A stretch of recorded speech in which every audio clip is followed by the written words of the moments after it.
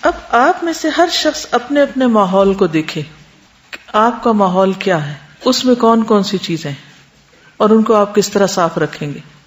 مثلا آج آپ جب گھر جائیں تو گھر کی ہر چیز پر نظر ڈالیں جو کہ وہ آپ کا ماحول ہے. مثلا فلور، فرش، بستر، چھت، جالے، شیشے، جالیاں. پھر اسی طرح جن چیزوں سے آپ ان کو صاف کرتے ہیں، جھاڑو، موپ، کیونکہ بہت سے جراثیم آپ صفائی کے نام پر گھر میں داخل کر لیتے ہیں. کیسے؟ گندا موپ لگا کے. بہت سے لوگ موپ لگا کے دھوتے نہیں ہیں، اس کو ایسے چھوڑ دیتے ہیں. وہ اگلے دن تک کے لیے کیا ہوتا ہے 24 گھنٹوں میں؟ وہ لگانے کے وقت دھوتے ہیں، لگا کر نہیں دھوتے. اب نقصان کیا ہوگا؟ وہ 24 گھنٹے اس کے اندر جراثیم پلتے رہیں گے اور پھر آپ نے وہ آ کے سارے گھر میں خوب پھیلا دیے. پھر اسی طرح کچن میں گئے آپ، آئیڈیل مسلمہ کچن میں ہیں، اپنے برتنوں کا حال دیکھیں، کچن کا فلور دیکھیں، کچن کے پائپ دیکھیں، واش بیسن دیکھیں، جس اسپنج کے ساتھ آپ برتن دھو رہے ہیں ذرا اس کی حالت دیکھیں، جس اسٹیل وول سے آپ اسکریچ کرتے ہیں مختلف برتنوں پہ لگی ہوئی سخت چیزوں کو، ذرا اس کو کھول کے دیکھیں. پھر اسی طرح جو مکھیاں گھوم پھر رہی ہیں مختلف چیزوں پہ بیٹھ جاتی ہیں، رات کے وقت کچن سے نکلتے ہوئے دیکھیں کہ کون کون سی چیز کھلی ہے، کیونکہ رات کے وقت سال میں ایک دن ایسا ہوتا ہے جس میں بلائیں اترتی ہیں، بیماریاں اترتی ہیں، اور جو برتن کھلا ہوتا ہے اس کے اندر چلی جاتی، پھر اسی میں ہم پانی وانی پی لیتے ہیں، کھا لیتے ہیں. تو کھانے کو ڈھکنا اور گرد و غبار سے بچانا، مکھیوں سے بچانا. پھر اس کے بعد آپ واش روم کا حال دیکھیے، جس جگہ پر آپ نے شیمپو اور سوپ رکھا ہوا ہے اس کا حال دیکھ لیجیے. واش روم کے موپ اور واش روم کا جو وائپر ہے اس کو دیکھ لیجیے کہ وہ کتنے کیڑوں کی آرام گاہ ہے.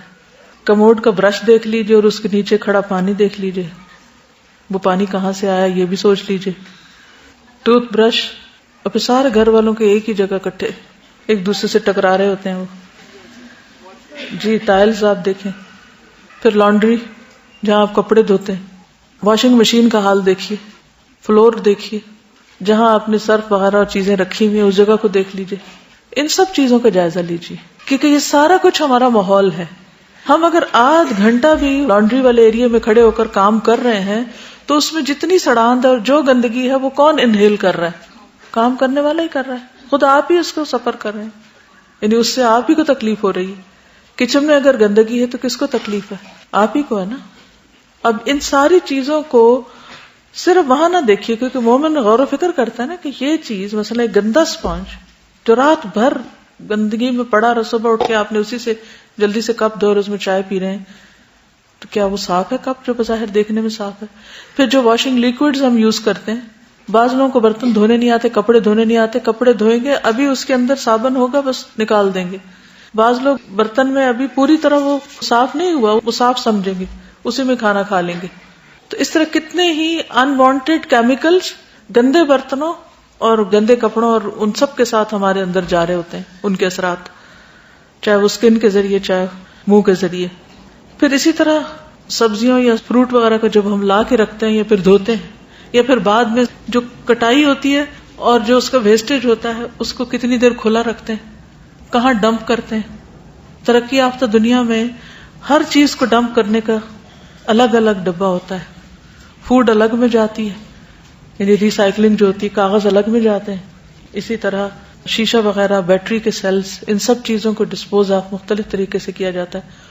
اور مختلف کلرز کے ڈبے گھر کے باہر رکھے جاتے ہیں ہفتے میں 1 یا 2 دن، جس میں مختلف چیزیں ہوتی ہیں اور مختلف گاڑیاں گزرتی ہیں. ایک فوڈ اٹھاتی ہے، دوسری کاغذ وغیرہ اٹھاتی ہے، تیسری باقی گھر کا جو ویسٹیج ہے اس کو اٹھاتی ہے.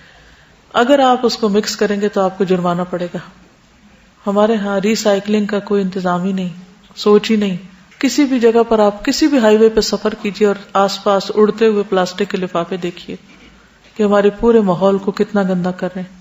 اور ان چیزوں کو جلانے کے بعد جو پولوشن ہوتی ہے، جو دھواں ہوتا ہے، وہ ہماری صحت کے لیے کتنا نقصان دہ ہے. آج پوری دنیا میں یعنی کہ گلوبل وارمنگ کے طور پر ماحول کی صفائی جو ہے یا پولوشن جو ہے وہ ایک بلا بنی ہوئی، ایک عذاب بنا ہوا ہے. لیکن ہمارے ہاں تو ابھی شعور بھی نہیں ہے اس چیز کا، جس چیز کو ایک بلا کے طور پہ دیکھا جا رہا ہے. اور اس سے نبٹنے کے لیے کتنی تنظیمیں وجود میں آ چکی ہیں اور کتنی بڑی بڑی ریسرچ ہو رہی ہے اس پر. ہم کب جاگیں گے؟ کیا واقعی ہم دین پر عمل کر رہے ہیں؟ کیا ہم یہ دعویٰ کر سکتے ہیں؟ پھر آپ اپنی ورک پلیس پہ ہیں، اپنے اسٹڈی ٹیبل پر ہیں، صرف اپنے اسٹڈی ٹیبل کو ہی دیکھ لیجئے کہ اس کی صفائی کا کیا حال ہے. ہم اپنے کی بورڈز ہی دیکھ لیں، ماؤس جس سے ہم کمپیوٹر پہ کام کرتے ہیں، کمپیوٹر اسکرین دیکھ لیں. اگر ہم نے کسی طرح کوشش کر کے گھر صاف ہی کر لیا تو گلی میں اتر کر دیکھ لیں وہاں کیا عالم ہے. اگر آپ دیکھیں گے تو بہت سارے لوگوں کا یہ کلچر ہے، مثلا ٹرکش جو ہیں ان کا بھی یہی کلچر ہے کہ جوتے گھر سے باہر، کوئی بھی ہو، بڑا ہو چھوٹا ہو، امیر ہو غریب ہو. جاپنیز کا بھی یہی حال ہے، وہ جوتے گھر کے باہر ہی ہوں گے اور اندر ننگے پاؤں رہیں گے یا ساکس وغیرہ کے ساتھ. تو پہلا سٹیپ کیا ہے؟ احساس، شعور، ارادہ، نیت کہ یہ کرنا ہے، اس کی ضرورت ہے، اس کے بغیر چارہ نہیں.